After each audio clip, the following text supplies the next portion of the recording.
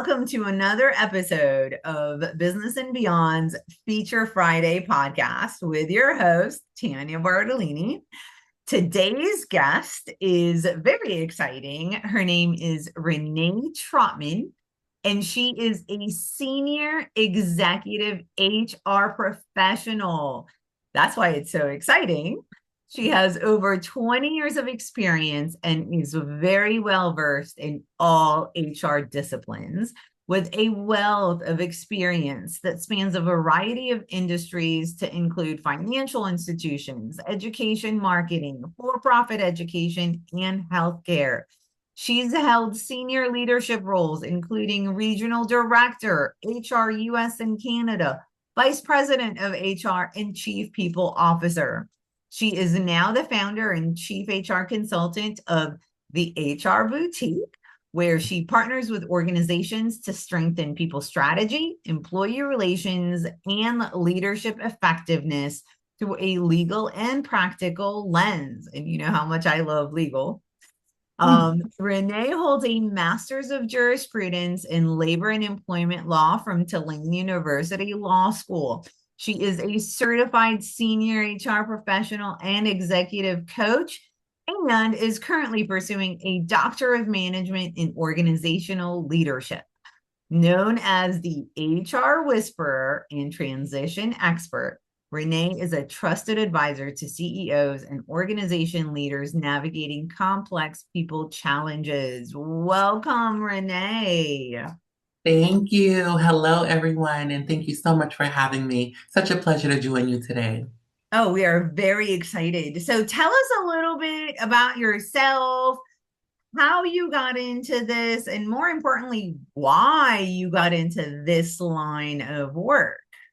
Sure. Thank you. Excellent question. Well, you did such a wonderful job giving my bio and background, but to expand a little bit more, I started this HR consultancy, as you see in the name, boutique style consultancy. And to elaborate, when I say boutique, it's really here to help organizations with customized solutions to really help close the gap between people management, behaviors, employment law, and what we know is HR or people operations.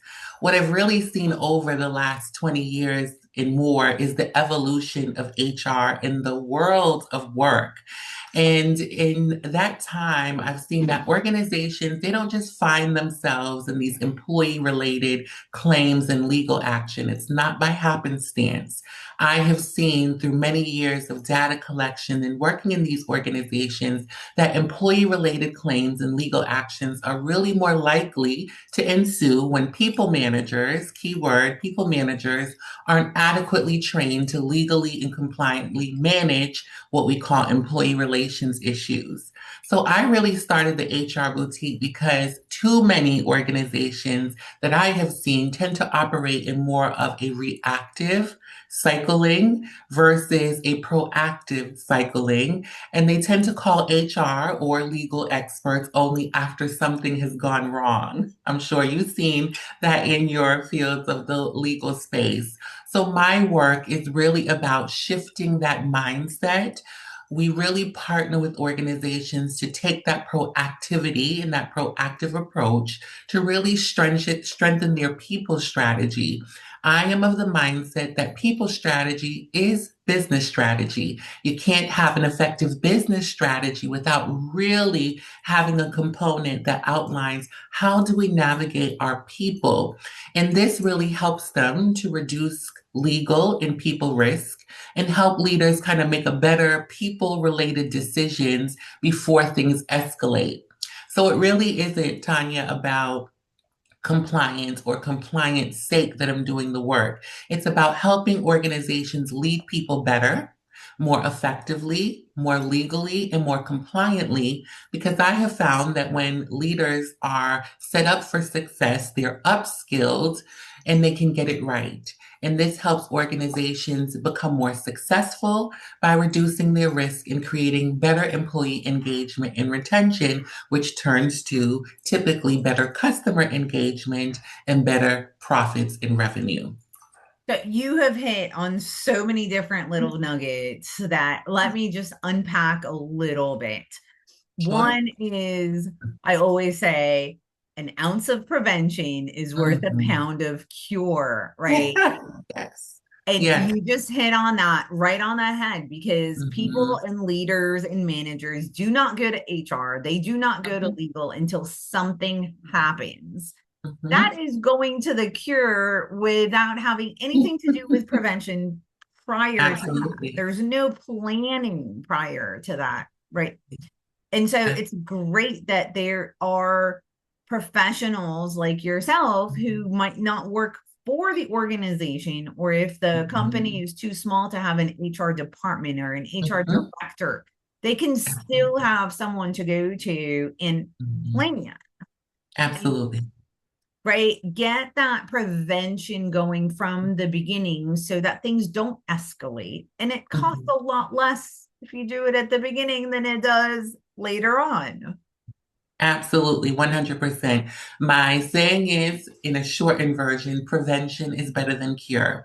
And you're absolutely right. There is a study by Hiscox that was done about 2 years ago that shows, especially in small businesses, more than 10% of small businesses are ending up in legal claims. And they're spending over $100,000 in claims. That is good revenue and profit going out the window when that can be very much, in most instances, reduced by doing the proactive work before. That's yes. And then the second really great point that you brought out is that it is business is people, Mhm. right? Like you have to invest in your employees, you have to invest in your people, you have to invest in how to properly deal with them and lead them and motivate them and Mhm. stay out of legal claims, right? Mhm. So that the business itself can run properly, Absolutely. right? Because Absolutely. people run the businesses, so it's all Mhm. personal, right? It's Mhm. all personal relationships. Absolutely. People, it's cliche when we say that people are our biggest assets. Well, they really are when you look from the internal and external perspective. Your people are helping you run your business to ultimately serve your external population, your people, which are your customers and your clients. And I think that especially what I have seen and what my passion is about doing this work as a consultant is that I have found that a lot of small to mid-sized businesses tend to think that this is a add-on function that's just administrative in nature, when this is really about having a strategic partner. I always say you would go to a CPA to make sure that you get your financial checkup, an expert in accounting and finance to make sure your books are right. But I often find that small to mid-sized businesses and sometimes larger organizations miss the mark in ensuring that HR expertise, HR leadership has a seat at their table to ensure that there is an expert around people to guide, provide advice and counsel, and make sure that they can move the business to meet the success that they're looking for. Oftentimes, we see that there is a miss in that, in the sense that this is coupled with another role and it's a dual role versus an independent role. And there's a lot of factors that I can talk about in placement that create this kind of cyclical circle that people go through that really end them up in a difficult space, such as an employment or legal claim. That yes, and that leads us to the third point of leadership and their Mhm. skills, Absolutely. right?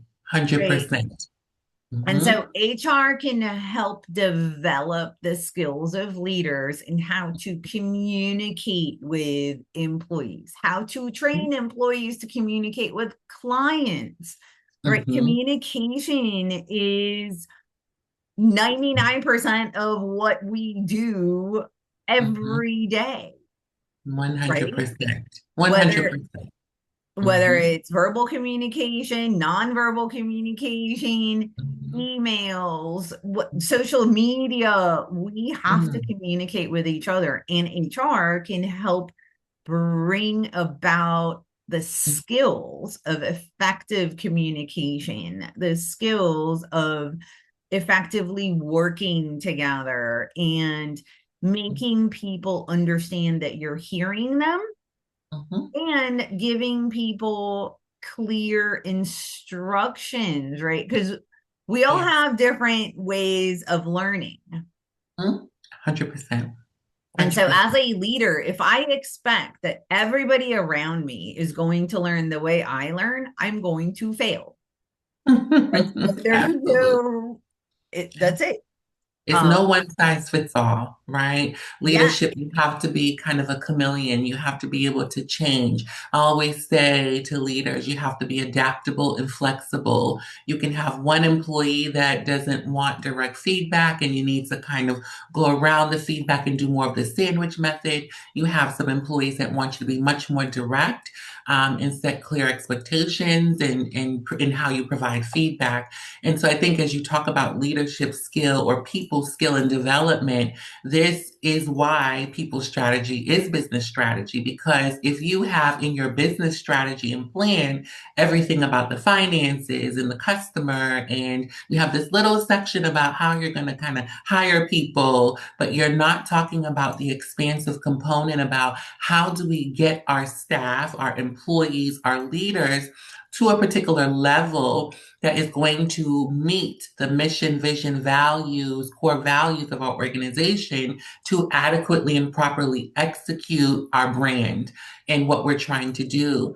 And so this just lets you know it expands this component of how do we make sure people's strategy is there. And that's by working with experts who can help you really expand that component and be forward thinking about the things that are needed. Training and development. How do we onboard individuals into an organization adequately?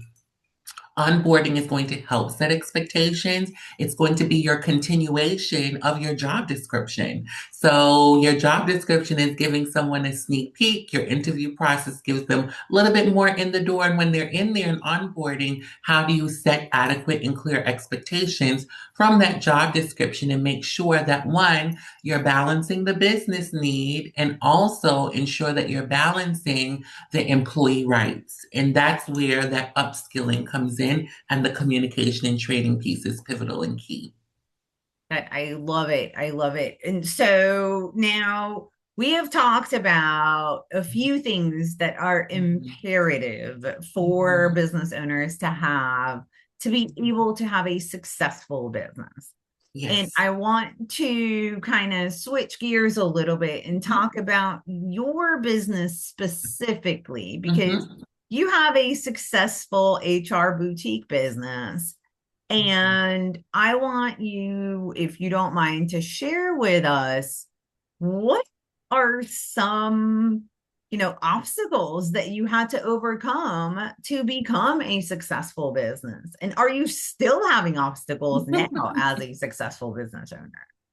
Absolutely. Excellent question and such a loaded one, but so important. I think that when we step out and we start up a business as an entrepreneur, we have this vision, we have this passion, and it's all about how to execute. And I think that that is and was a challenge in the beginning and still a little bit of that. How do you continue to execute, especially in this world of consulting and coaching? There's so many people that are possessing these skills. So, how do you really differentiate yourself in the market in terms of what you bring to the table? So, what I really had to do for me in my business is think about there's so many HR products and systems and services and consultants. How do you find your niche? How do you find your secret sauce, as some people say, in the industry? And I found for me, mine was the legal component. I look at things from an employment and labor law lens because I have my master's in employment and labor law from a law school. So I was very intentional in getting the knowledge, the skills, the abilities to not just come and say, oh, I know employment law because I've been doing HR for 20 years. No, I've studied it. I know how to read the law. I know how to interpret it.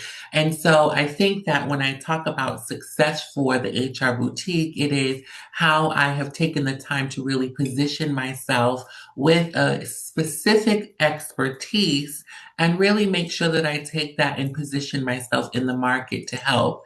And I have found that that has created success for me in terms of when I do get clients, they tend to highlight that. I really like the fact that you understand this component, especially in a world where we've become so litigious in the workplace. And we hear people drop these buzzwords and say, we need your help in better understanding these pieces.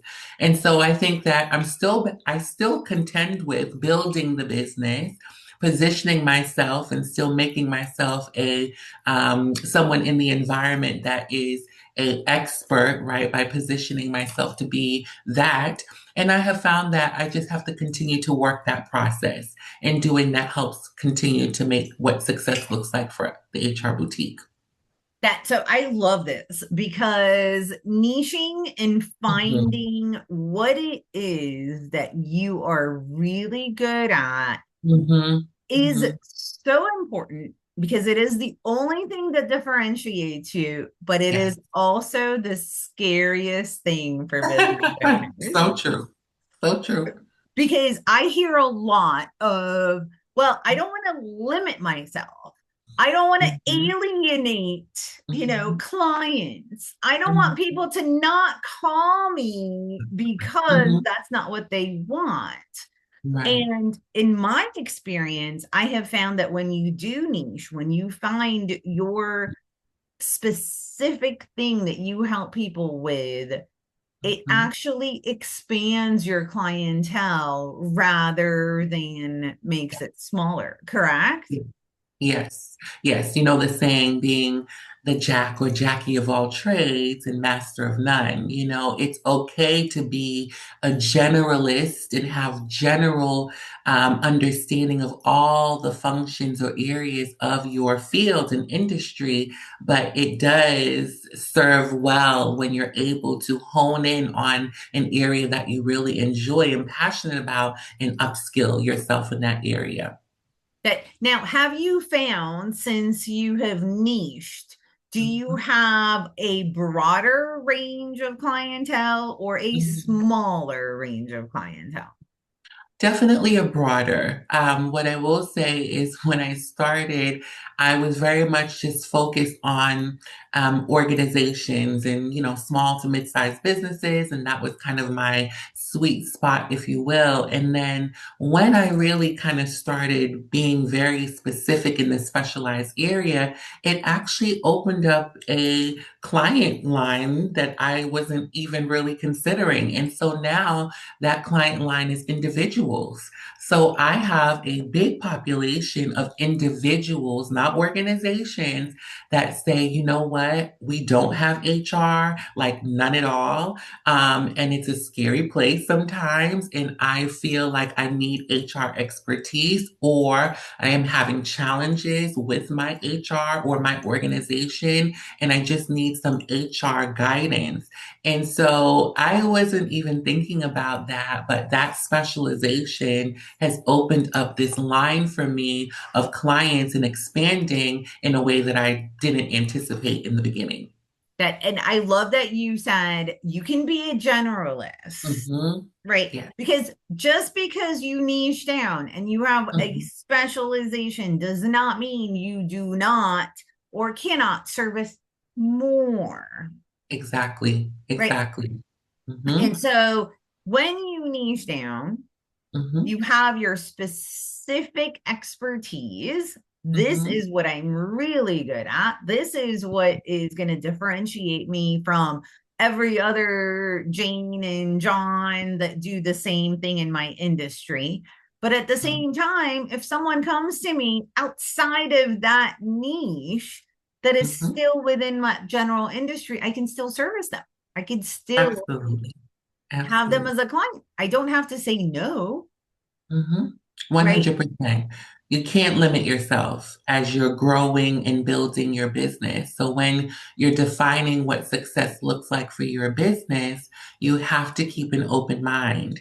I always say I've enjoyed every function of HR with exception to recruitment. Recruitment tends to be, like, for me, a very monotonous process that I've not always enjoyed, but I have also found that I am good at it and I find services and support that's needed in this area. And so I still do it. So it's about not limiting yourself, because in some of these other areas that's not so specific or specialized, you may go in that one lane and area of support and come to find in your exploration and discovery with that client that there is an opportunity to potentially get into that specialized lane that you're in. And so you often have to demonstrate your skill in the area that they need, and you will often find that sometimes that will expand into more areas in your field.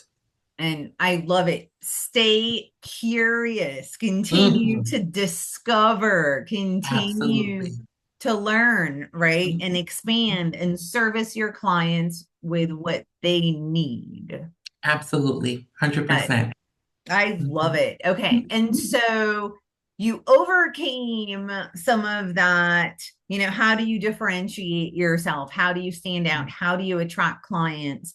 By niching down and by finding that special skill or passion that you have within HR. Correct. Now, what is actually working in your business and how did you get it to work? What's working well Mhm. and how did you get Mhm. it to work? Absolutely. I think what's working well is my increased visibility in the market, in the industry, as a consultant. It is slowly and continuously building. And what made this start to work or improve was, believe it or not, I am such a behind the scenes individual, and really starting to promote more on social media, expand my social media channels, and talk about my niche and specialization and different things. It's really helped to really draw in more interest, inquiry, and position me more as a subject matter expert in this big pool. So that's one thing. Another thing is, as you So talk wait, about, before you go to the other thing, because this is a pain point for a lot of yeah, people, right? How sure. do I get more exposure? How do I get people to Mhm, know that I even exist, let alone for them to come hire me, right? And mhm, so you're saying that your expansion is mhm, working, your mhm, marketing is working. So how did you mhm, get it to work? What are you mhm, doing that mhm. is allowing you to say, hey, this is working in my business? Yeah, a couple of things. I think you're right. It is a challenging area for some. Some people feel like, well, I'll just network, which is important, but it's almost like you have to do the trifecta. You have to network, you have to market, not just the website, but you have to get into social media. And so one of the things that I did is I said, I have to start investing in other experts. So I've taken my own advice. Right. I am HR expertise. I'm not social media and marketing expert. I can put together some good little marketing materials here and there, but I needed to start to invest in true marketing expertise and professionals. And so I have engaged this kind of individual who's kind of a marketing consultant, on a smaller scale, which supports me with my website and my social media to make sure that my branding is consistent. Because one of the things that I said that I didn't want to do is, if I'm going to step out into social media, I want to make sure that my brand, when they see me, it's pretty consistent. She's showing up presenting well, she's showing up informed, those types of critical and key things, and her brand is present. And so making sure that I had someone and investing in a brand kit. What are your colors? Making sure you invest in your logo. Maybe you've designed one, but having an expert help put your thoughts together on how you can make it even better. since I've started this over the past 7 years or so, I have continuously evolved. I've rebranded once. I've rebranded my colors and my logos several times. So I think you really have to take an opportunity to invest in that additional expertise of the different functional areas that can help you be successful in growing your visibility. That. And I love that you said that because it is all about the people again Mhm. that are Mhm. around you, that Yes, surround you, yes. right? It's about investing in people to make Mhm. your business grow. And you 100%. can't do everything yourself. So I love that you brought Mhm. that because everybody thinks, well, my next door neighbor has a successful business and they do the marketing and they do the work Mhm. and they do the networking and they do everything and they're fine. So I should be able to do it myself. And that's not true. That's just simply Yeah. not true. Not today, not in this time that we're in where again the market is saturated, social media is saturated, and where you may think that you are specialized, there's people who are very closely specialized. And again, it's how do you stand out? So even if there's three of us that are claiming, HR expertise and HR consultant experience, when they put you three side by side, yours that had that investment in that person or that expertise of marketing, let's say, your brand might stand out a little bit more. You may get acknowledged a little bit more because of some of the additional polishing points or terminology or technicalities of things that that expert knew about that you might not have known in doing it yourself. And so it is about investing. As you talk about the people around you, I Yeah. often say, who are your strategic partners? Whether you are a solopreneur, whether you are entrepreneur, whether you're small to mid-size, you have to ensure that you have your strategic partners that you go to who are also experts in their area to help you move forward. That and I love I cannot hone this Mhm. in more, like, Mhm. do not expect to be able to do it all on your own. 100%. Right? We You can start try. off a business on our own. Yes. And Yes. you're wearing the CEO hat and the CFO hat and the COO hat and the HR department and the administrative and the receptionist and the billing clerk and you name it. And we're wearing all of these hats when we first start out. And that's well and good, It is. right? Yeah. Until you start getting a little bit of traction. 100%. Then you have to take away some of those hats and hire people. And the best thing to do is hire people to complement your weaknesses, Mhm. right? Mhm. I love you said earlier, you are HR. That is your Mhm. expertise. That is your lane. That is your zone of genius. And that is what you're going to stick to, right? Yes.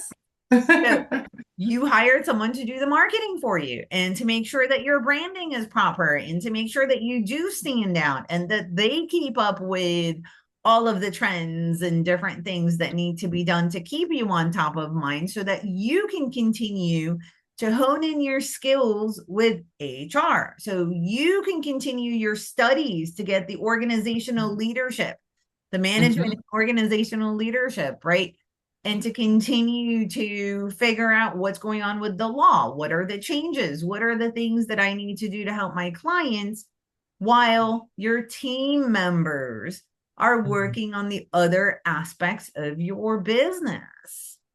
Absolutely. 100%. And sometimes people say, because, this is very true, well, I don't have enough revenue yet to hire someone. And I always say this is where your strategic partners come in, where you don't necessarily have to hire full time. You can hire PRN, you can have 1099s who support you. There's a variety of ways to get support that can also be in your price point and still help you.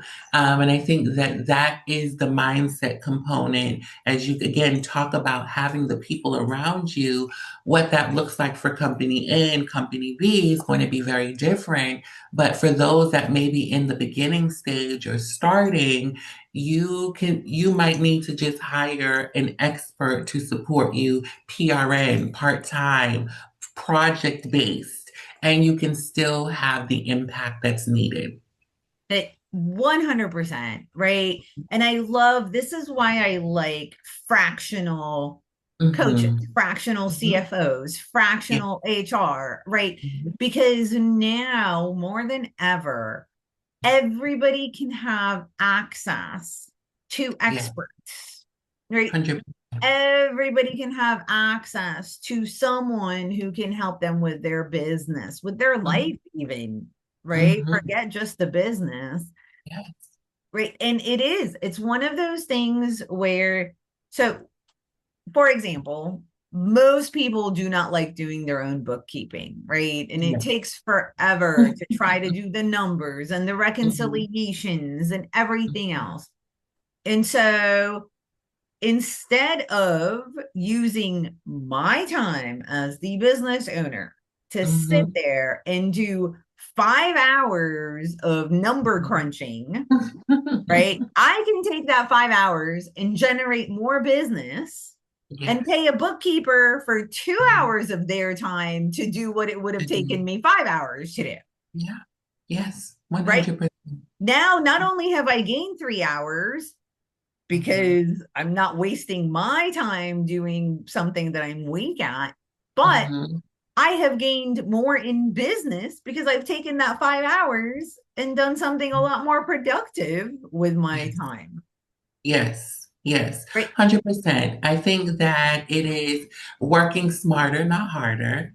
It's being strategic. And again, in your business strategy, it is prioritizing. What's your prioritization around the different things that are needed? So maybe it is the bookkeeping, maybe it's HR, maybe it is something else, the marketing. It just depends. But I think that when you prioritize, based on where you are as a business and what is most important to help you continue on your success journey and allow you to continue to grow the business, I think that's where it is. So for some people, like you said, it could be bookkeeping, it could be HR, it's marketing. For me, it was marketing, right? I can manage my books with some of the software and tools I have, and I can do some of the other components. But this marketing thing, and the time that it takes, it really needed the support.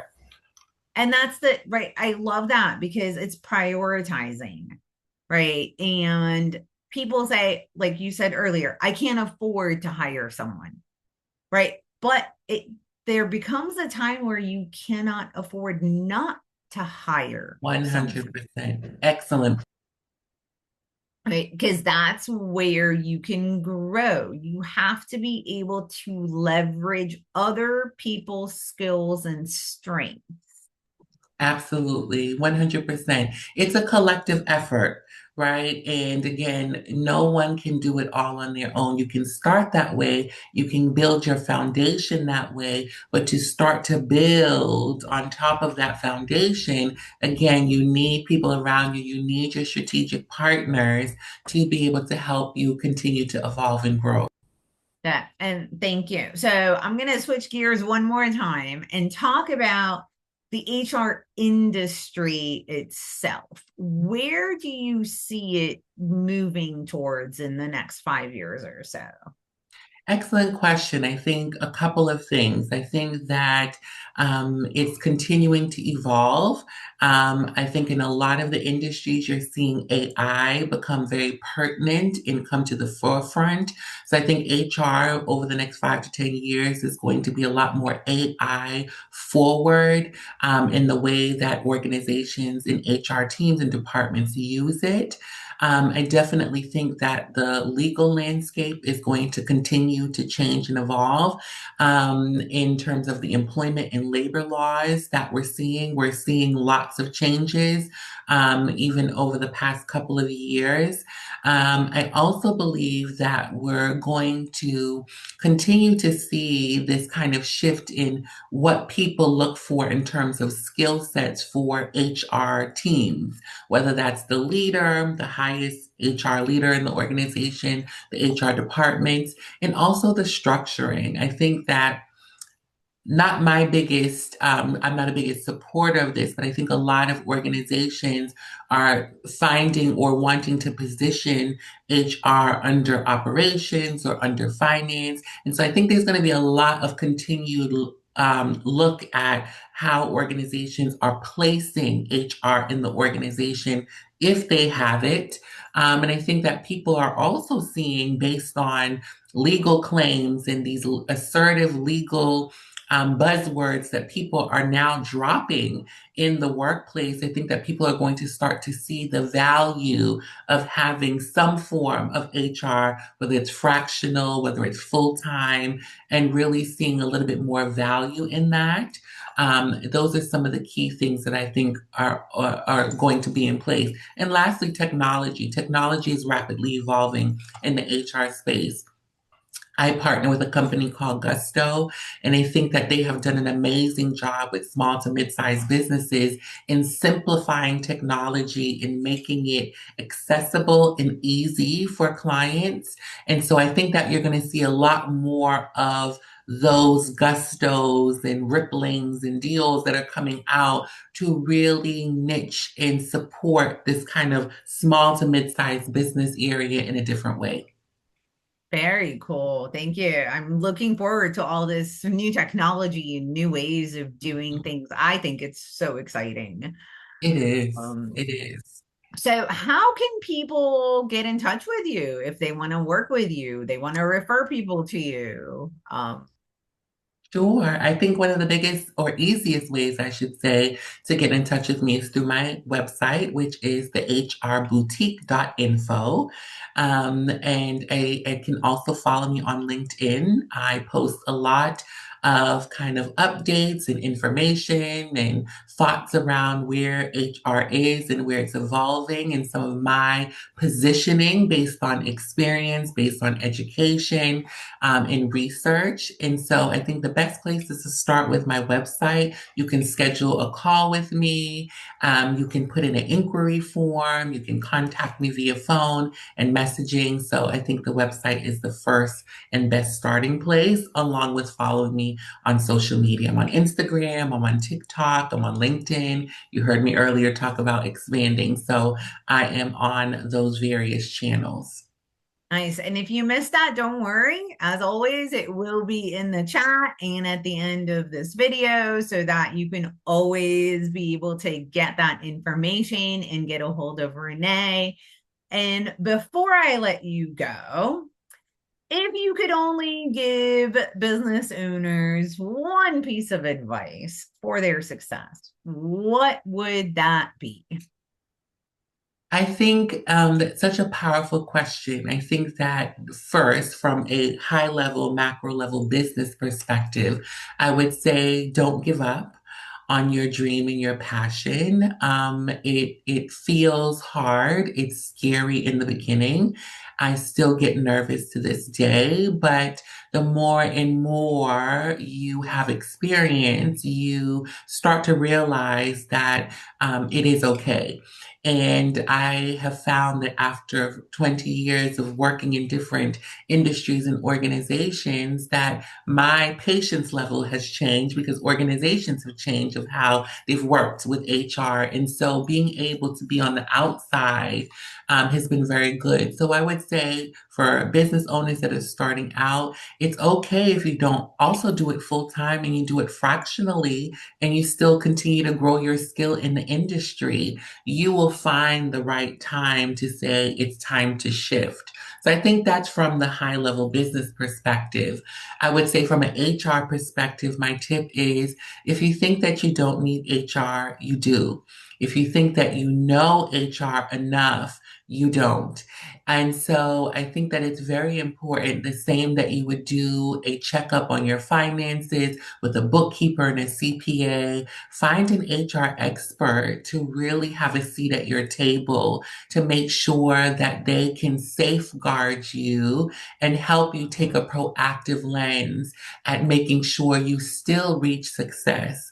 I often say we are here to support you as HR experts and and consultants. We don't want to prevent you from getting to your end state goal. We are about making sure that we help you get there compliantly, safely, legally, so that all the good money that you are earning, the plug that you put in on finance, you also do that back end plug that is also missed of the people risk to ensure that you're able to enjoy every profit and every success.